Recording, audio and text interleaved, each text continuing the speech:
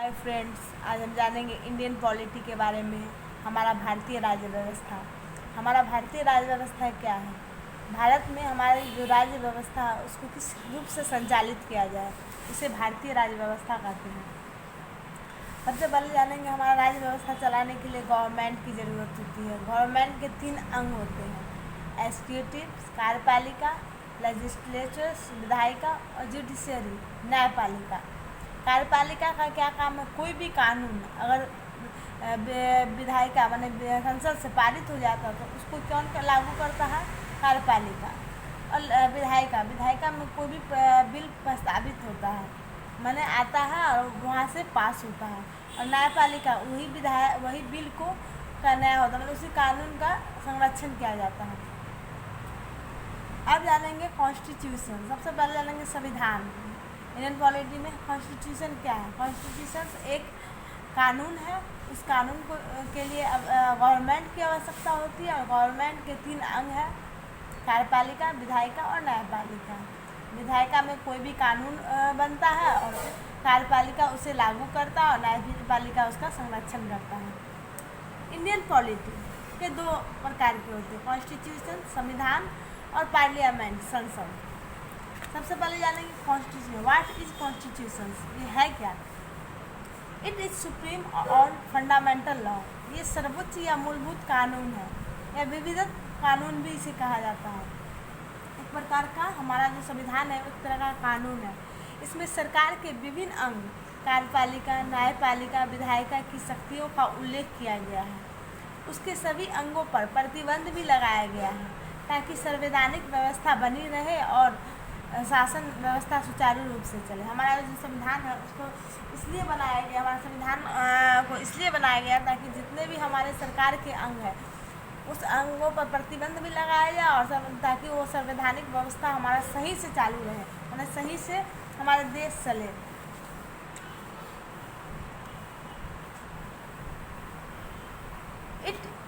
It detail the right of the citizen and reflect their aspiration. संविधान नागरिकों के अधिकार और महत्वाकांक्षाओं का उल्लेख करता है। जो हमारा जो नागरिक है उसके महत्वाकांक्षा, हमारे देश में क्या अधिकार है, माने हमारी सरकार के द्वारा क्या अधिकार दिए गए हैं, उसके लिए हमारे जो नागरिक है उसको क्या महत्वाकांक्षा हमारी सरकार से, इसका उल्लेख करता है। जानेंगे आइडियल आदर्श। आदर्श 2 प्रकार के: प्रीमेबल्स और बीपीएसपी। प्रस्तावना है और बीपीएसपी। अब जानेंगे why should we have a constitution. Constitution की ज़रूरत हमें क्यों पड़ी, माने हमारे देश में कॉन्स्टिट्यूशन लाने की ज़रूरत क्यों पड़ी। हमारा भारत जब आज़ाद हुआ उसके बाद हमारा देश में संविधान लागू करने का ज़रूरत क्यों पड़ी? किसी देश के शासन को सुचारू रूप से चलाने के लिए, माने हमारे देश का शासन प्रणाली है उसको सुचारू रूप से चलाने के लिए संविधान की आवश्यकता पड़ी। कोई देश के राजनीतिक संरचना को परिभाषित करने के लिए हमारे देश का क्या राजनीतिक संरचना लिखित है, अलिखित है, कठोर है, इस सब संरचनाओं को परिभाषित करने के लिए यह एक न्यायपूर्ण या समतामूलक समाज के लिए आवश्यक है। हमारे देश में जो न्यायपूर्ण समाज है हमारा, सबको एक समान न्याय मिले, सब समाज में एक साथ रहे, इसके लिए ये संविधान आवश्यक है ताकि सभी लोग सामूहिक रूप और सौहार्दपूर्ण वातावरण में रह सकें।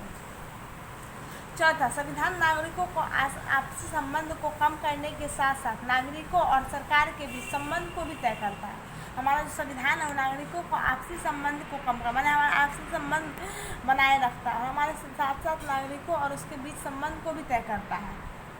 ये संविधान है वो एक लोक कल्याणकारी समाज के गठन के लिए लोगों की आकांक्षाओं को भी व्यक्त करता है।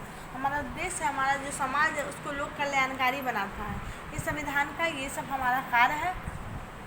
इसके बारे में हम आज जाने why should we have constitution. हमारे कॉन्स्टिट्यूशन की आवश्यकता क्यों पड़ी। इतनी आवश्यकताओं को अच्छे से याद रखेंगे तो ठीक रहेगा। अब आगे जानेंगे टाइप्स ऑफ कॉन्स्टिट्यूशन। कॉन्स्टिट्यूशन कितने प्रकार के होते हैं?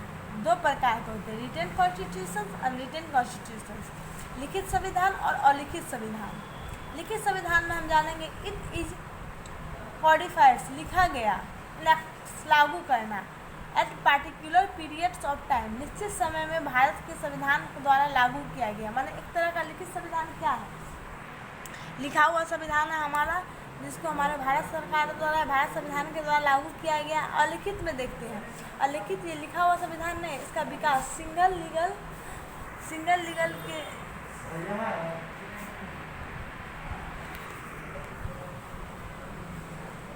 अलिखित संविधान में लिखा हुआ नहीं है, इसका विकास सिंगल लीगल डॉक्यूमेंट्स में किया गया है, नहीं किया गया है। यह एक सिंगल लीगल डॉक्यूमेंट्स के रूप में होता है। हमारा जो लिखित संविधान है एक सिंगल लीगल डॉक्यूमेंट्स के रूप में काम होता है। यह परंपराओं आदर्शों पर आधारित रहता है। यह हमारा जो संविधान है ये परंपराओं और लिखित संविधान है हमारे परंपराओं, राजा महाराज की परंपराओं द्वारा लिखित पर आधारित रहता है। इसमें एक निश्चित व्यवस्था होती है, एक क्रम होता है, माने हमारा जो संविधान जो है लिखित संविधान वो क्रम वाइज होता है। हमारा एक निश्चित व्यवस्था की गई है इसमें। इसकी प्रकृति सिस्टमैटिक नहीं होती, माने इसमें अलिखित में कोई सिस्टमैटिक प्रक्रिया नहीं होती। समय समय पर हमारा जो ये लिखित संविधान है उस पर संशोधन भी होता रहता है, जबकि यहाँ संविधान की सर्वोच्चता नहीं है। मगर हमारा लिखित में कोई संविधान की सर्वोच्चता नहीं है, यहाँ संशोधन का भी कोई ऐसी प्रक्रिया नहीं की गई है। हमारा लिखित जो संविधान है इसमें संविधान की सर्वोच्चता है, मैंने संविधान के सर्वोच्च रूप दिया गया ताकि संविधान के अंदर ही कोई आदमी काम कर सकता है। और इसमें संविधान की सर्वोच्चता नहीं दी गई, इसमें संसद की सर्वोच्चता दी गई। और लिखित में क्या की गई है, सर्वोच्चता संविधान की नहीं दी गई, संसद की सर्वोच्चता दी गई है। यह संविधान में कठोरपन भी है और लचीलापन भी। हमारे देश में संविधान में कठोरपन भी है, लचीलापन भी है, मतलब अस्तर कठोर है, अस्तर लचीलापन भी है। लेकिन यहाँ हमारा फ्लेक्सिबल होता है, हमारा संविधान होता है अलिखित में फ्लेक्सिबल होता है और एक एकात्मक भी होता है। हमारा ये संविधान अलिखित ये एकात्मक है। अब जानेंगे difference between constitution and constitutionalism. Bharat के संविधान और संविधान में क्या अंतर है, इसके बीच कंपेयर करेंगे।